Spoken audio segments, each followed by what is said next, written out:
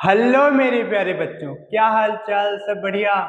हम आशा करते हैं कि आप सभी लोग बढ़िया होंगे, स्वस्थ होंगे, मस्त होंगे और अपनी तैयारी को लगातार कर रहे होंगे। तो फ्रेंड्स, आज के सेशन में, आज के इस क्लास में हम लोग बहुत ही शानदार जानदार टॉपिक्स को पढ़ेंगे। इसके पहले के लेक्चर में हमने पढ़ा था चाल के बारे में, उसके पहले के लेक्चर में हमने जाना था गति के बारे में। आज हम लोग एक बहुत ही शानदार टॉपिक्स को पढ़ेंगे जिसका नाम होगा गति से रिलेटेड ही होगा, दूरी के बारे में पढ़ेंगे। क्या पढ़ेंगे भाई? दूरी के बारे में पढ़ेंगे। बहुत ही इंपॉर्टेंट होता है। जैसे कि आप सभी के पास दूरी की डिफिनेशन लिखा आ रहा होगा स्क्रीन पे। दूरी किसे कहते हैं? दूरी की परिभाषा क्या होती है?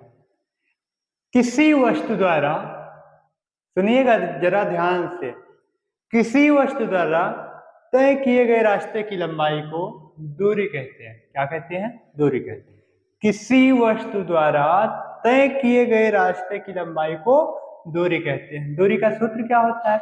दूरी बराबर चाल गुणे का समय। आपके पास यहाँ पे है फार्मूला, दूरी बराबर में चाल गुणे का समय, अर्थात डिस्टेंस बराबर स्पीड इनटू टाइम। फ्रेंड्स, ये होता है आपका सूत्र। सर इसका मात्रक, भैया इसका मात्रक यहाँ पे लिख लीजिएगा। इसका मात्रक, इसका एसआई मात्रक मीटर होता है। क्या होता है? मीटर होता है। दूरी का एसआई मात्रक क्या होता है? मीटर होता है। इस बात को भी आप नोट डाउन करके रखिएगा। ध्यान रखिएगा भैया, एक चीज और ध्यान में रखिएगा। जो दूरी होती है हमारी, वो एक अदिश राशि होती है। क्या होती है? दूरी एक अदिश राशि होती है। क्या होती है?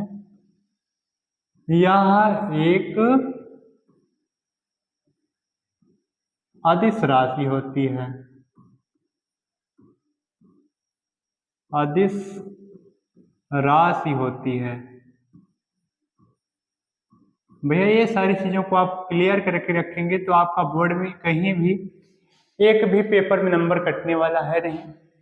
आप छोटी छोटी चीजों को पढ़िए, आप बहुत बड़ी चीजों को मत पढ़िए। आप छोटी छोटी चीजों को पढ़ेंगे तो आपका बेस क्लियर हो जाएगा, आपका बेस मजबूत हो जाएगा, तो आप बड़ी चीजों को आसानी से कर पाएंगे। तो दोस्त, आगे की बात करें अगर हम, आगे हमारे पास लिखा मिलता है डिस्प्लेसमेंट, अर्थात विस्थापन। विस्थापन क्या होता है? विस्थापन कहते किसे हैं? दो बिंदुओं के बीच की न्यूनतम दूरी, दो बिंदुओं के बीच की न्यूनतम दूरी को विस्थापन कहते हैं। क्या कहते हैं? विस्थापन कहते हैं। अर्थात विस्थापन का सूत्र क्या होता है? डेल्टा एक्स बराबर एफ। ये क्या है? एक्स और एफ। इसका मतलब क्या होता है? एक्स फाइनल पोजीशन पे है माइनस, और एक्स इनिशियल पोजीशन पे। हम फाइनल पोजीशन में से क्या करते हैं? इनिशियल पोजीशन को घटा लेते हैं। जो बचता है वही क्या कहलाता है? हमारा विस्थापन। और यदि सूत्र के हिसाब से देखा जाए, यदि फार्मूले के हिसाब से देखा जाए, तो विस्थापन का सूत्र होता है एस बराबर UT plus half A T square. क्या होता है? गति के सूत्र से अगर हम विस्थापन का सूत्र देखें तो क्या होता है? UT plus half A T square. किसके बराबर में? यस बराबर। यस बराबर क्या होता है? UT plus half A T का स्क्वायर। तो भाई अगर हम बात करें इसका एसआई मात्रक क्या होता है? इसका एसआई मात्रक सेम होता है। क्या होता है? इसका मात्रक भी मीटर होता है। इसका मात्रक क्या होता है? इसका एसआई मात्रक, इसका एसआई मात्रक क्या होता है? मीटर होता है। क्या होता है भाई? मीटर होता है। और यह कैसी राशि होती है? यह एक सदिश राशि होती है। क्या होता है भाई? यह एक सदिश राशि होती है। एक बात ध्यान में रखिएगा, जो हमारे पास विस्थापन है वो धनात्मक भी हो सकता है। क्या हो सकता है? धनात्मक भी हो सकता है, ऋणात्मक भी हो सकता है, और शून्य भी हो सकता है। जो विस्थापन होता है धनात्मक भी हो सकता है, ऋणात्मक भी हो सकता है और शून्य भी हो सकता है। लेकिन एक बात नोट में रखिएगा, अपने दिमाग में रखिएगा, नोट डाउन करिएगा, जो दूरी होती है दूरी कभी भी शून्य नहीं होती है।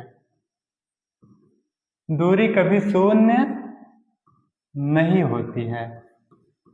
इस बात को आप ध्यान में रखिएगा, अपने दिमाग में बैठा लीजिए इस बात को।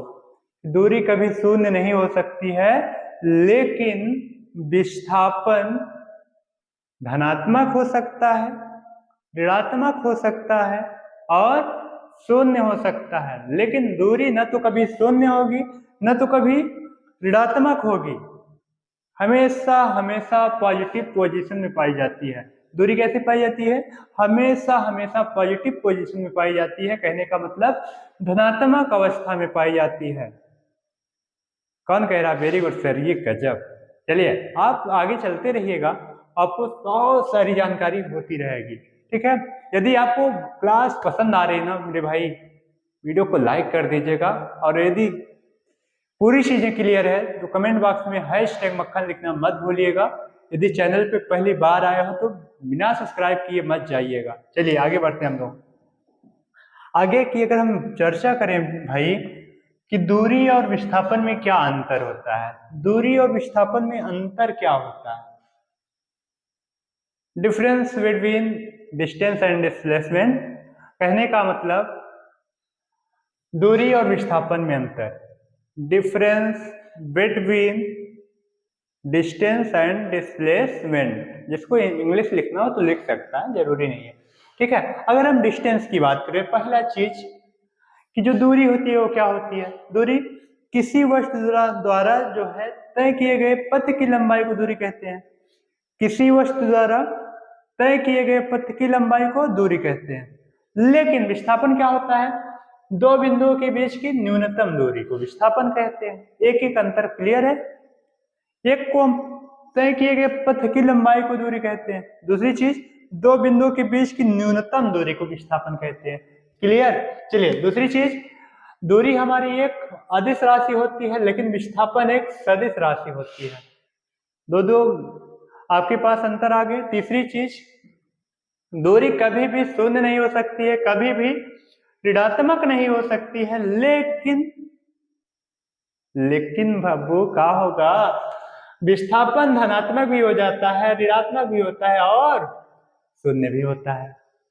इस बात को आप गांठ बांध ले, दूरी कभी भी शून्य नहीं होती है, दूरी कभी भी माइनस में नहीं होती है।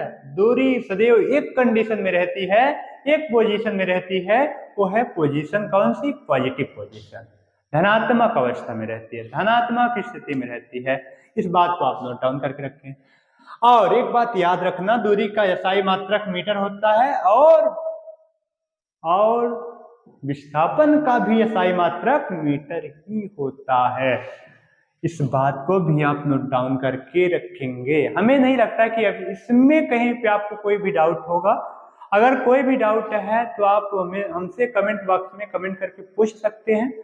हम इसका अगले ही वीडियो में, अगले ही लेक्चर में इसका अच्छे तरीके से आपको समझाने का अथक प्रयास करूंगा, फिर भरसक प्रयास करूंगा ताकि हमारे बच्चे संतुष्ट हो जाएं, कहीं आपको भटकने की जरूरत ना पड़े। तो दोस्त, आज की क्लास में बस इतना ही। तो मिलते हैं एक नए टॉपिक के साथ। तब तक आप सभी लोग अपने चैनल को बहुत सारा प्यार दीजिए, सपोर्ट कीजिए। तो मिलते हैं एक नए जानदार शानदार टॉपिक में। तब तक के लिए थैंक यू सो मच।